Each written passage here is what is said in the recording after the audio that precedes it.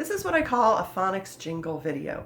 This is to help you prepare for your test and to be sure that you're memorizing the things that we're building on. I do want to start with telling you how to play a game. Take your chart 10 cards. You're going to need to know these for the test tomorrow. There are several special sounds that start with an E. So your mom or sister or brother or somebody can flash them to you and you're going to say them, but every time you get to a special sound with an E, you get to pop up if it has an E at the beginning. All right, so you would go Eind and kind, as in peaches. Oh, you get to pop up on that one. E and rainy. It doesn't have an E, but it does make the long E sound, doesn't it? So I guess you could pop up on that one too. In patch, you wouldn't pop up on that. So that's another way to study your cards. Let's talk about sentences and some of the jingles we have for sentences. And also, remember, a sentence has to make sense. So it has to have both parts, the subject and the predicate. Let's talk about the subject. The subject tells what the sentence is about. The predicate tells what it does. Say that with me. The subject tells what the sentence is about. The predicate tells what it does. Stand up.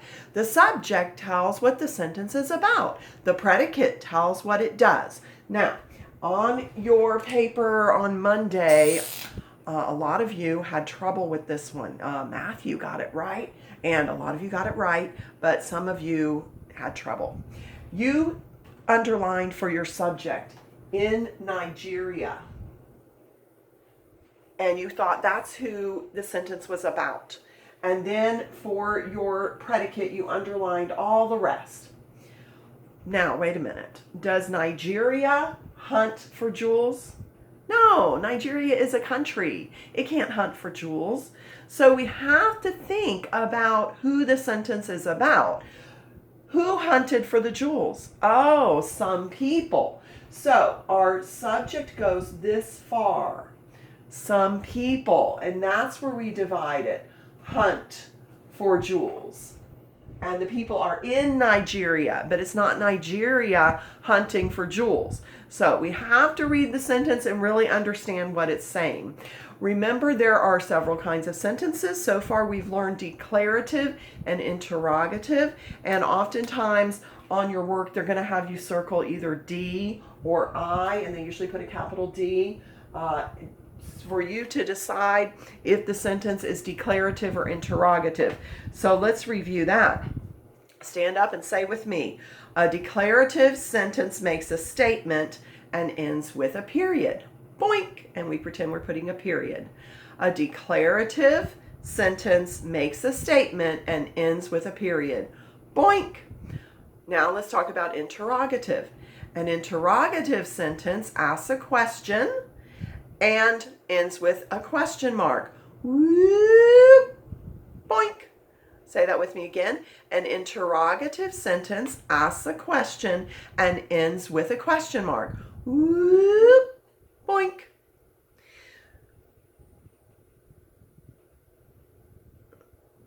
All right, so I think we've done jingles on that. Remember, we also have jingles. Let me erase my board and we'll talk about two or three more jingles. All right, let's talk about a few different kinds of words and dividing them. You're going to see the word W-I-N-D on one of your worksheets in phonics, and be aware that it can be pronounced wind or wind. And sometimes you have to try to decide by the rest of the sentence which it is. Now in this case, let's try it both ways. Winding, winding. There's Eind and kind.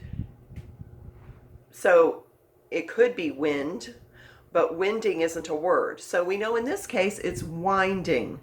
Now, remember that a root word is the word we begin with, and the suffix goes at the end. Remember that jingle? Ready? A root word is the word we begin with, word we begin with, word we begin with. A root word is the word we begin with. The suffix goes at the end.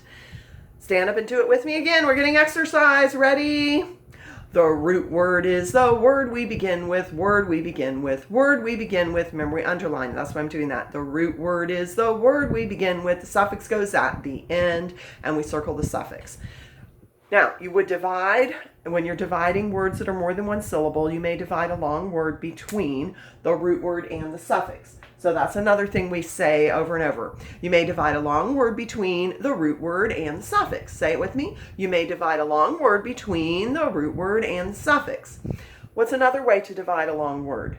You may divide a long word between double consonants. The double consonants keep the first vowel short. Say it with me. You may divide a long word between double consonants. The double consonants keep the first vowel short.